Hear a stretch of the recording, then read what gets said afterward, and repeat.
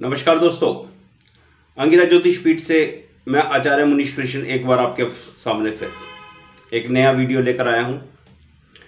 एक unique video अपने आप में, शायद ही यूट्यूब पर किसी ने इस तरह का कोई काम किया हो। मेरा आज का वीडियो दो राष्ट्र प्रमुख के जन्म पत्रियों को मिलाना है। दोनों में समानता मैंने देखी है, तो इस चीज को देखते हुए मैं आपके सामने ये सिमिलैरिटीज रख रहा हूं। मेरे थंबनेल में आप लोगों ने देख लिया, दो राष्ट्र प्रमुख, head of the country Shri Jawaharlal Nehru और जेलेंस्की यूक्रेन के प्रेसिडेंट, इन दोनों की फोटो लगी हुई है। तो मेरा काम इन दोनों की जन्म पत्रियों का कंपैरिजन करना है। इन दोनों की जन्म पत्रियों में जो सिमिलैरिटीज हैं वो आप लोगों के सामने रख रहा हूं। ये वीडियो अपने आप में एक यूनिक वीडियो है। छोटा ही बनाऊंगा, ज़्यादा बड़ा नहीं करूंगा। आशा है आपको मेरा ये वीडियो पसंद आएगा। जो लोग मेरे चैनल पर नए हैं वो प्लीज़ मेरे चैनल को लाइक सब्सक्राइब करें और बेल आइकॉन जरूर दबाएं, जिससे कि मेरे नेक्स्ट वीडियो की नोटिफिकेशन आप तक पहुंच जाए। बिल्कुल साफ साफ बात है कि मैं जेलेंस्की और जवाहरलाल नेहरू की कुंडलियों का कंपैरिजन कर रहा हूं, सिमिलैरिटीज आप लोगों के सामने रख रहा हूं। देखिए, सबसे बड़ी सिमिलैरिटी जो है इस कुंडली के अंदर वो चंद्रमा की है। अच्छा, ये बात मेरे दिमाग में आई कैसे, थोड़ी सी ये बात मैं आपके साथ शेयर करने लगूँ। जेलेंस्की की हॉरोस्कोप मेरे को अभी थोड़े दिन पहले मिली, लगभग 5-7 दिन पहले, तो मैंने उसके ऊपर थोड़ा काम करा। तो उनका चंद्रमा कर्क राशि का है। तो कर्क राशि का चंद्रमा उनका आश्लेषा नक्षत्र का है और उनकी कंट्री पर रूस ने आक्रमण कर दिया है। ये ठीक वो स्थिति है जो स्थिति किसी टाइम में, यानी कि 1962 में भारत के साथ घटित हुई।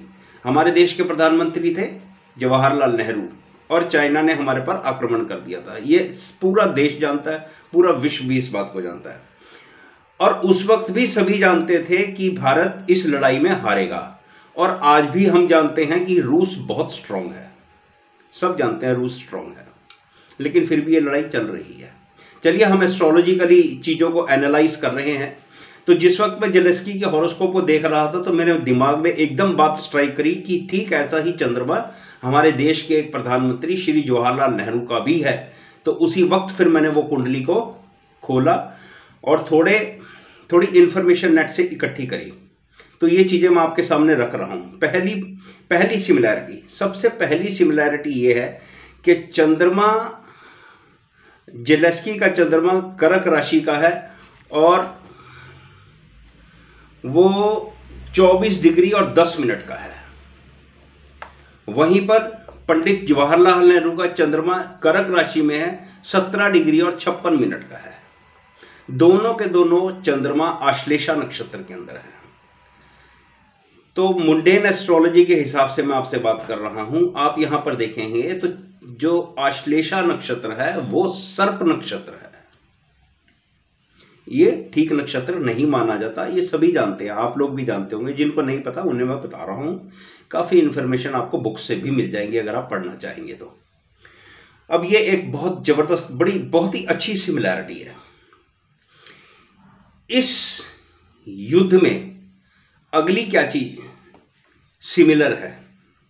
देखिए, इंडो चाइना वार हुई थी 20 अक्टूबर को, 20 अक्टूबर 1962 को, 1962 को। और यूक्रेन रशिया वार शुरू हुई है 24 फरवरी 2022 को। ध्यान दें, 20 अक्टूबर 1962 और 24 फरवरी 1922 को कृष्ण पक्ष की अष्टमी थी। ये सिमिलैरिटी है। अगली सिमिलैरिटी, जवाहरलाल नेहरू की दशाओं का सीक्वेंस उस वक्त 1962 को, 20 अक्टूबर 1962 को और 22 फरवरी 2022 को जेलेंस्की की दशाओं का सीक्वेंस एकदम सेम है, बिल्कुल सेम। जिस वक्त 20 अक्टूबर 1962 को युद्ध हुआ था इंडो चाइना वार हुई थी, उस वक्त राहु, सैटर्न और जुपिटर की दशाएं चल रही थी जवाहरलाल नेहरू जी की कुंडली में। हमारे देश के प्राइम मिनिस्टर थे, कंट्री हेड थे। अब यहां पर देखो, राहु यहां पर जवाहरलाल नेहरू की कुंडली में 12वें घर में बैठा हुआ है। 6, 8, 12 का कनेक्शन अगर बनता है तो ह्यूमिलिएशन, लॉस ऑफ रेपुटेशन और काफी कुछ नुकसान होता है। इन चीजों का संबंध जिस घर से बन जाएगा उस घर से संबंधित लॉस हो जाएंगे। राहु की महादशा थी, राहु 12वें घर में बैठा था 20 अक्टूबर मतलब इनकी जन्म पत्री में। और सैटर्न की अंतर्दशा थी। सैटर्न कर्क लगन की कुंडली है जवाहरलाल नेहरू की। सैटर्न 7th और 8th हाउस लॉर्ड है। 2 प्लेनेट की दशाएं, यानी कि राहु 12वें घर में, सैटर्न 7th और 8th हाउस लॉर्ड होके। मुंडेन एस्ट्रोलॉजी में 7th house house of war भी होता है और 8th हाउस ह्यूमिलिएशन है। यहां पर 2 घर इकट्ठे हो गए, 8th हाउस भी इकट्ठा हो गया दशाओं में और 12th हाउस भी इकट्ठा हो गया। अब जुपिटर जवाहरलाल नेहरू की कुंडली का 6th हाउस लॉर्ड है। अब आप देखो 6, 8, 12 का कनेक्शन, यानी कि ह्यूमिलिएशन, यानी कि लॉस। तो ठीक ये लॉस उस वक्त जवाहरलाल नेहरू को हुआ, हमारे देश की हार हुई, हिंदुस्तान ने उस वक्त कंप्रोमाइज किया। एक और सिमिलैरिटी मैं आपको बताना भूल गया। वो सिमिलैरिटी ये है कि 1962 में जवाहरलाल नेहरू जब हमारे देश के प्रधानमंत्री थे, उस वक्त शनि मकर राशि में चल रहा था। आज भी शनि मकर राशि में चल रहा है। ये चीजें जब तक हम काम नहीं करेंगे ज्योतिष के ऊपर, ज्यादा से ज्यादा जन्म पत्रियां नहीं देखेंगे, ये चीजें दिमाग में नहीं आएंगी। उसके बाद अब मैं आपके साथ बात करता हूं यूक्रेन के प्रेसिडेंट जेलेंस्की की। यूक्रेन के प्रेसिडेंट जेलेंस्की की दशाओं का सीक्वेंस इस वक्त है जो चल रहा है, वो है चंद्रमा की महादशा, बृहस्पति का अंतर और शुक्र का प्रत्यंतर। ये चंद्रमा, बृहस्पति और शुक्र में सिर्फ अगर मैं शुक्र को एनालाइज करता हूं तो ह्यूमिलिएशन दिखती है। क्या दिखती है, क्यों दिखती है? क्योंकि जेलेंस्की की हॉरोस्कोप के अंदर शुक्र अस्त है और अस्त ग्रह अपने अच्छे रिजल्ट देने में वीक होता है। अब मैं आपको थोड़ा सा जेलेंस्की की हॉरोस्कोप पे ध्यान दिलाता हूं। जेलेंस्की की हॉरोस्कोप वृषभ लगन की है। 2nd हाउस में जुपिटर रेट्रोग्रेड है, 3rd हाउस में मार्स रेट्रोग्रेड है, मून है, 4th हाउस के अंदर सैटर्न रेट्रोग्रेड है, 5th हाउस में राहु है, 8th हाउस में मरकरी है, 9th हाउस में वीनस और सन है, 11th हाउस में केतु है। ये जेलेंस्की की हॉरोस्कोप है। अब यहां पर मून को देखते हैं, मून को एनालाइज करते हैं। मून यहां पर 3rd हाउस में बैठा है जो 8th हाउस से 8th हाउस है और 12th हाउस लॉर्ड मार्स के साथ बैठा है। तो कनेक्शन आपका बन गया। जुपिटर यहां पर इस कुंडली में 8th हाउस लॉर्ड है। यहां पर एक बार फिर से आप देख रहे हो 8th और 12 का कॉम्बिनेशन महादशानाथ के साथ बन गया। जुपिटर यहां पर फंक्शनल मैलेफिक है। अब वीनस है। वीनस प्लैनेट वृषभ लगन की कुंडली के लिए, क्योंकि लग्नेश है तो शुभ है, लेकिन ये हमें ये नहीं भूलना चाहिए कि ये वृषभ लगन की कुंडली में शुक्र 6th हाउस लॉर्ड भी है। तो लगन का संबंध 6, 8, 12 के साथ जुड़ गया। आप लोग जन्म पत्री पेपर पर बनाकर जेलेंस्की की देख लेना। दशाएं मैंने बता दी आपको। मून, जुपिटर, वीनस, चंद्रमा की महादशा, बृहस्पति का अंतर और शुक्र का प्रत्यंतर, ये ह्यूमिलिएशन को शो कर रहा है। एस्ट्रोलॉजिकली अगर हमें देखना है तो हमें इस चीज पर ध्यान देना होगा।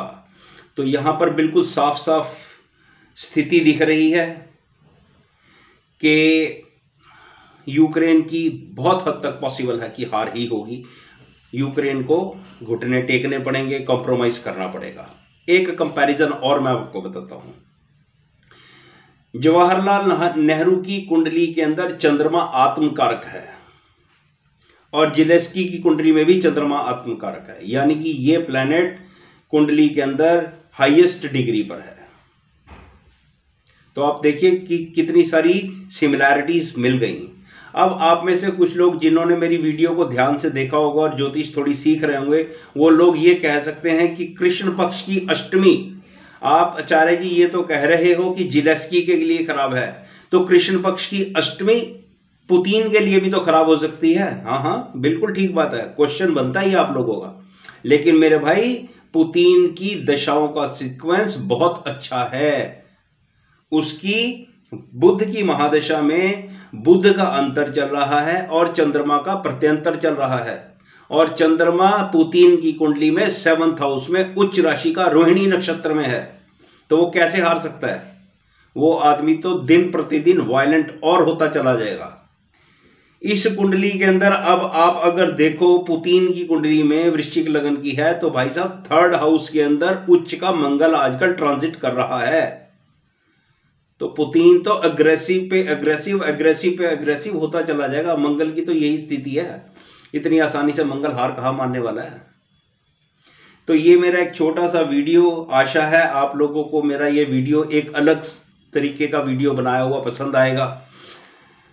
एक बार फिर जो लोग ज्योतिष सीख रहे हैं उन लोगों को मैं बता देता हूं क्या क्या दोनों जवाहरलाल नेहरू और ज़ेलेंस्की की कुंडलियों के अंदर सिमिलैरिटी है। पहली सिमिलैरिटी, दोनों कुंडलियों के अंदर चंद्रमा आश्लेषा नक्षत्र में है, जो सर्प नक्षत्र कहलाता है। मुंडेन एस्ट्रोलॉजी के अकॉर्डिंग ये नक्षत्र ऑफ ह्यूमिलिएशन है। दूसरी सिमिलैरिटी, चंद्रमा दोनों कुंडलियों के अंदर आत्मकारक है। तीसरी सिमिलैरिटी, दशाओं का सिस्टम 6, 8, 12 के साथ लगन भी इन्वॉल्व है। चौथी सिमिलैरिटी, दोनों युद्ध कृष्ण पक्ष की अष्टमी को शुरू हुए। जिन दोस्तों को मेरी वीडियो पसंद आई हो, प्लीज़ मेरी वीडियो को लाइक और शेयर जरूर करें। वीडियो देखने के लिए आप सभी का धन्यवाद, शुक्रिया।